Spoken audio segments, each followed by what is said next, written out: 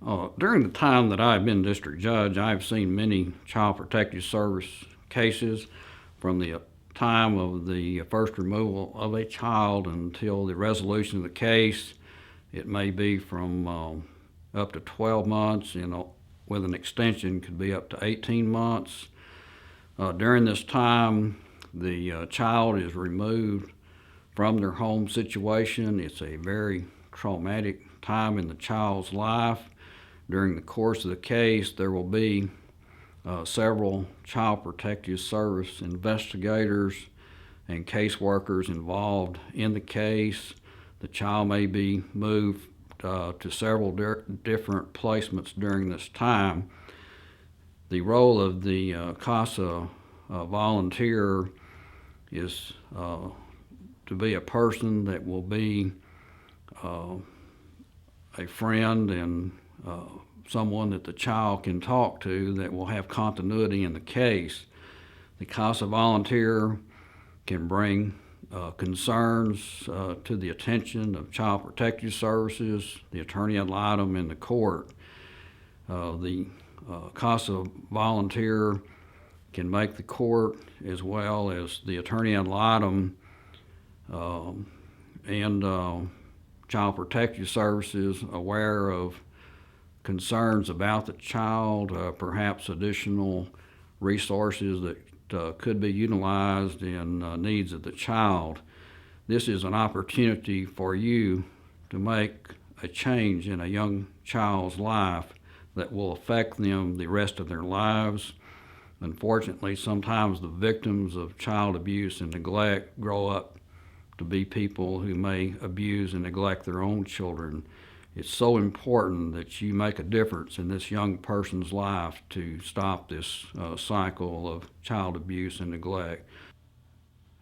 I believe my role as a CASA volunteer is to provide a voice from the child to the attorney ad litems, the judges, the courts, to let them know of the child's wishes. And I enjoy doing this service because they need to be heard. The child needs to be heard, and just to make sure that they are getting a safe environment and they're protected. It's a rewarding role to do.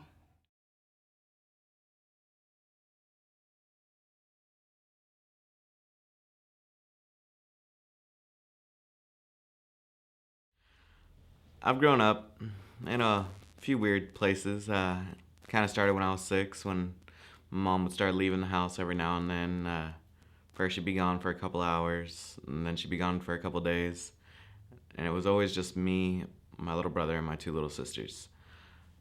She'd be gone, I think the most she was ever gone was like 2 weeks. And it's when I learned I had to really be in charge of everything. It's when I had to step up and make sure my little brothers and my little sisters were all taken care of, make sure they had something to eat, make sure they were going to school, make sure that no matter what, we were making it through it. I mean, when my mom would be gone at times, I'd have to make sure that they had something to eat.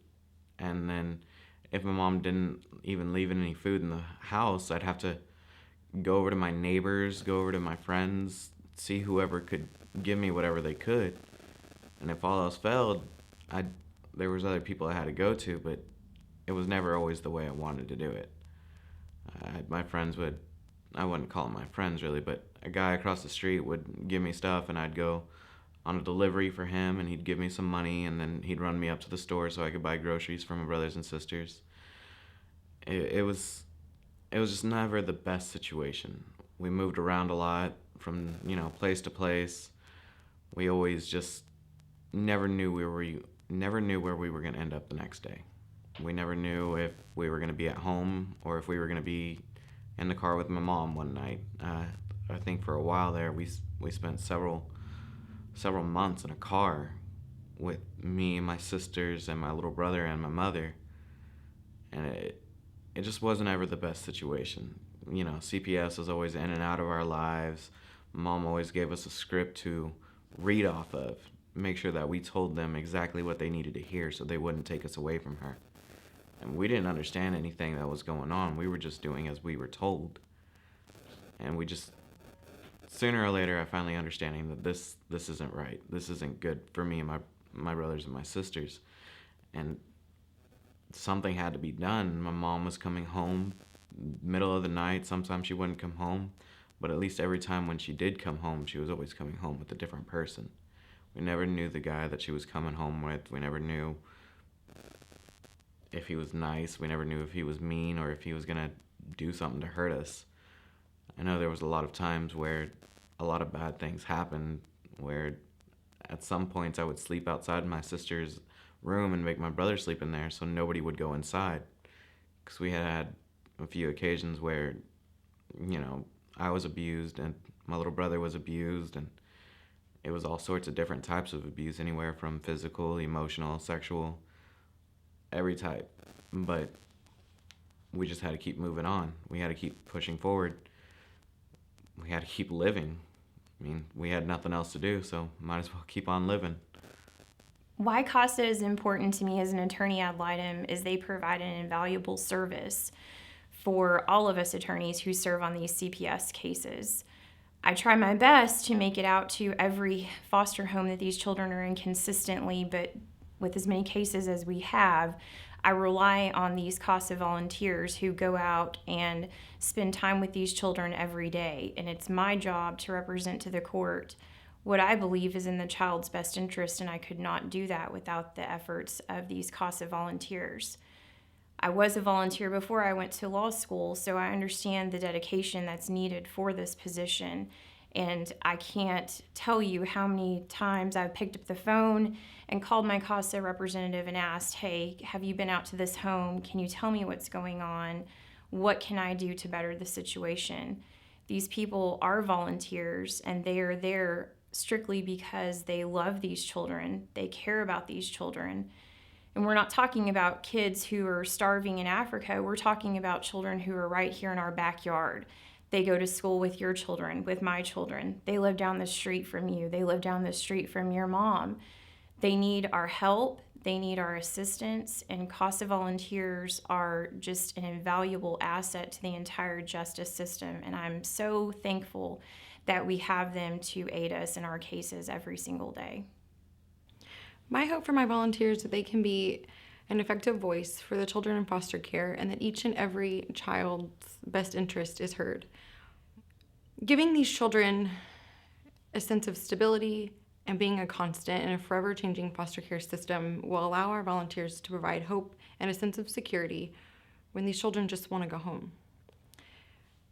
My greatest hope is that my volunteers know that and understand that they are forever changing the lives of these children, and that they may very well have the greatest impact on their future.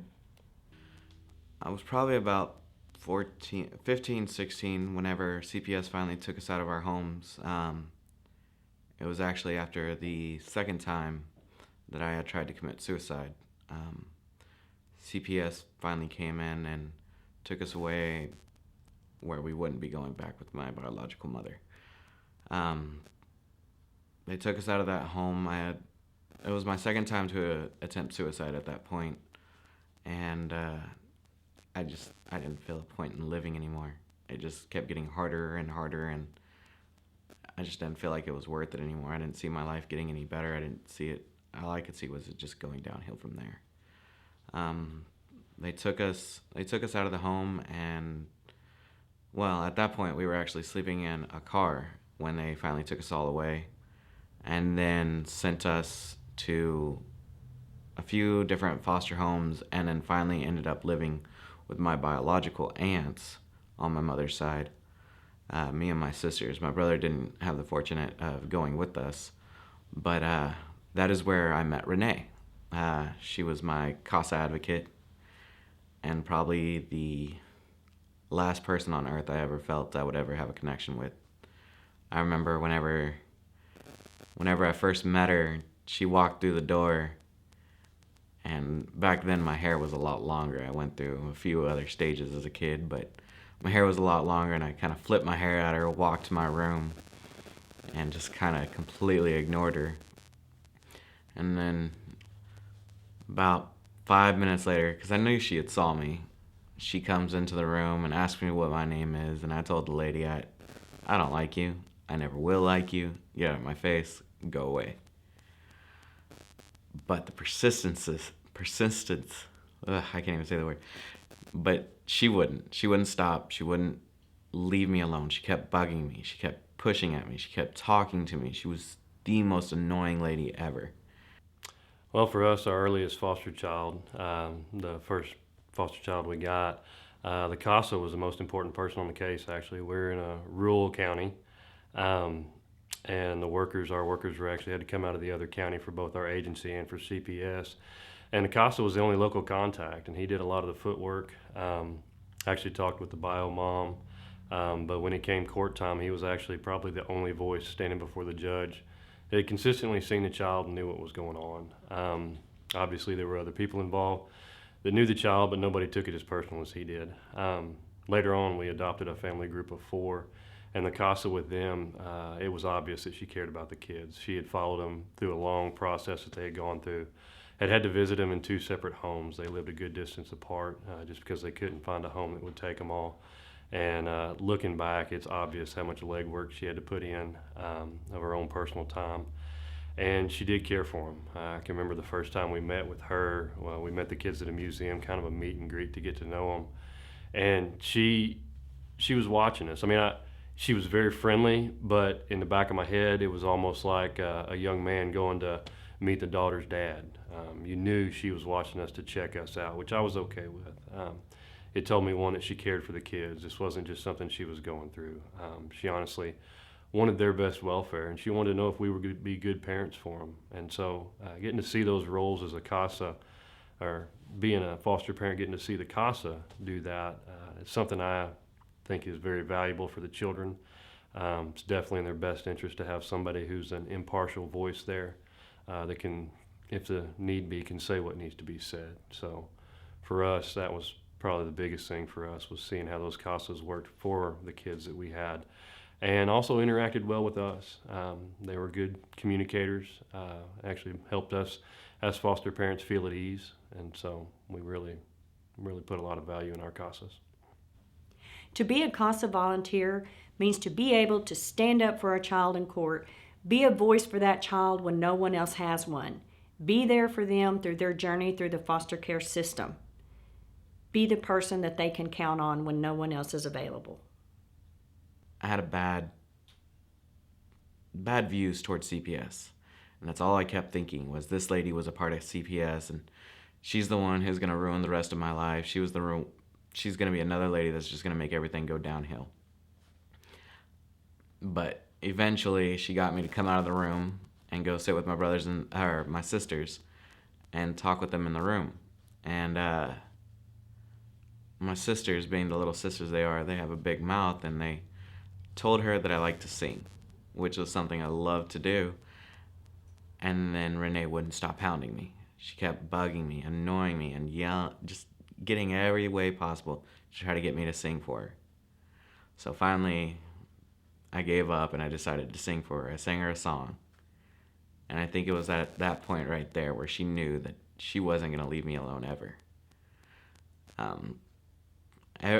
Almost every month she would come in, she would visit us, she would take us out to lunch, see how we were doing, and she would always come and make sure she spent at least 5 minutes alone with me. She always wanted to know what she could do to help me out, if there was something I needed or something that she needed me, or I needed her to tell somebody for me. And she was really, really something special. And unfortunately, things just didn't get better for me right away. I winded up attempting suicide one more time, and winded up going to a hospital and staying there for a while. And the only person who came to visit me in the hospital was my CASA worker, Renee. She was there almost every day, and she was the biggest help. She was always asking me what I want to do, what I want to be. If there's anything in the world I wanted to be, what do I want to be? And if I told her anything, she'd tell me, just do it then. Told me she would go above and beyond to help me out, to be whatever I wanted to be. And I didn't know at the time that she actually meant it. The cases are all different and the children are all different, and sometimes it's heartbreaking. Other times it's the most amazing thing that could happen. I've been a volunteer for over 12 years, and I've advocated on several different cases. I've had children go back to their parents. I've had children become adopted. I've had them go live with family members, and every time it's wonderful. One of the most rewarding cases was the one case that the child returned to his mother, and I still see her 6 years later, and she's doing a fantastic job with her children, and I know that I was a part of that. Becoming a CASA volunteer is the best thing you'll ever do, and you certainly won't regret it. The only thing I know with the adoption parties is the age and the sex of the child and how many attendees will be at the party. And I knew this was going to be an extra large party, and it was a small child, and so I decorated and waited patiently for the people to come in. Also at these adoption parties, I don't always know who the adoptive parents are going to be, or even the child, what they look like. And so I guess at who the child is and who the adoptive parents are. I didn't have to guess in this one. The smiles were all over their body, if you can picture that. And so I knew who the dad was. He almost came in first, but I didn't know who the child was because 15 little children, 6 and under, walked into the room. Now, I'm an old school teacher, and I didn't have a lesson plan for 15 little children, and I had no idea what I was going to do, and panic set in. What I didn't know is that the adoptive father was an elementary principal. He sat those children down at the table along with his wife, who was a speech pathologist, and asked each one what they wanted, what type of cupcake. They served the children. All the other parents came in and helped out. They cleaned up, and when it was over, I had nothing to do but take my goods and leave. And so that is something that will always stand out to me. It was a wonderful party. Everyone did their job and more, and one little child will forever be blessed with their forever family. I believe one of the most important jobs a CASA volunteer has to have is sincerity for the children. Because when you meet these children, they're going to know if they can trust you or not trust you. And I believe that the consistency that CASA has to have for these children, because we're going to have to be with them for a year and a half, and they're going to need to know that if they're moved or if they need some help at school or if they go to the hospital, that CASA will be there, and they need to know that. They will know that too, because they will be able to tell if they can trust you or not. Well, while I was in the hospital, Renee, she gave me a gift, one that I still hold very dear to me, one that I'll never let go. While I was at the hospital, she brought me a Bible. And on that Bible had my name on it. And I wasn't very big into the Bible. I went to church every now and then, but it got me to start reading while I was there. And soon after the hospital, they moved me to another foster home. One out in Dallas, but unfortunately it was being closed down soon. The most important thing that a CASA volunteer does in court is to be himself or herself. You're a CASA volunteer because you care about abused and neglected children. You're a CASA volunteer in the community where these children live, where these children go to church, where these children go to school, possibly with your children, and possibly attend church with your family. I had my 17th birthday there, and once again, the only person who came to see me was Renee. With a smile on her face, she took me out, got me some Wingstop, and then we stopped at a local store and got all the other kids at the shelter some ice cream. And it was probably one of the best birthday gifts, best birthdays. She came, she saw me, and it was just amazing. But since the shelter was being closed down, I didn't have anywhere else to go. So CPS had determined at that point that as soon as the shelter would be closing down, I would be moved to a RTC, which stands for a Residential Treatment Center. And if you don't know what that is, it's not one of the best places to go. It's for more of the juvenile delinquents kind of kids, or to me it feels like a place where they just give up on you.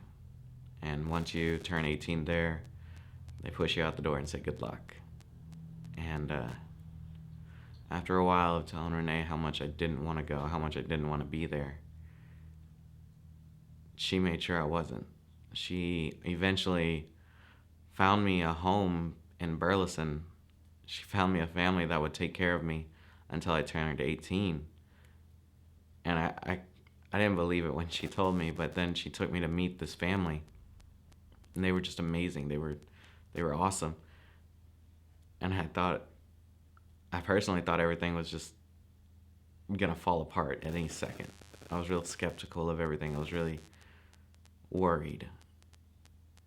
But until the day of the court date, where I actually got to go and stand in front of the judge myself with Renee and the whole Miller family right beside me, telling me that I was gonna go and move in with them, it was probably the biggest relief of my life. And to finally find a home that I can say I'm gonna go home, to get to move into a house where I got my own room for the first time. It's an indescribable feeling.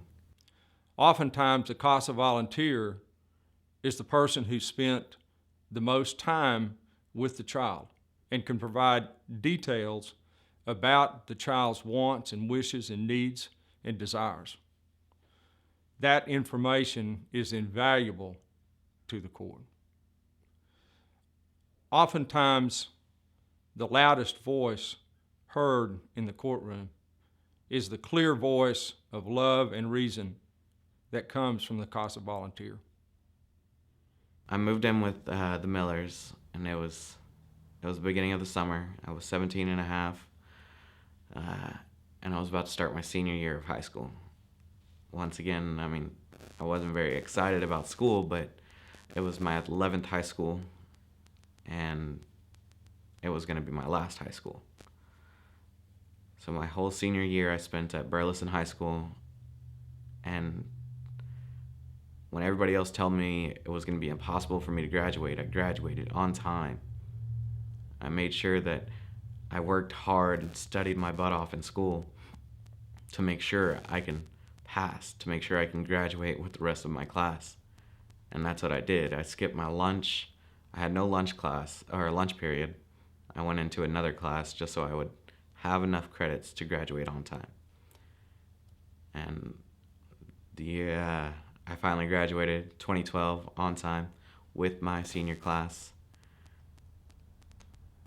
And from there on, I was determined to figure out what I was going to do with my life. And through that whole graduating process, Renee never left my side. She was always pulling me up to the next step. What are we going to do next? Where are you going to go next? Do you want to continue school? Do you want to get a job? What do you want to be? And no matter what crazy idea I came up with next, she was always telling me, all right, let's do this. I went to college for a little while, decided I wanted to be an actor. And she said, fine, let's get you into an acting school. So I went to acting school. Went to a few auditions, did a little bit of this, a little bit of that, and decided I don't want to be an actor anymore. I want to do something else. And she supported me. No matter what crazy idea I came up with next, no matter what idea I still come up with, she's always supporting me. I could tell her that I want to be the next King of England, and I know that she's going to help me do it.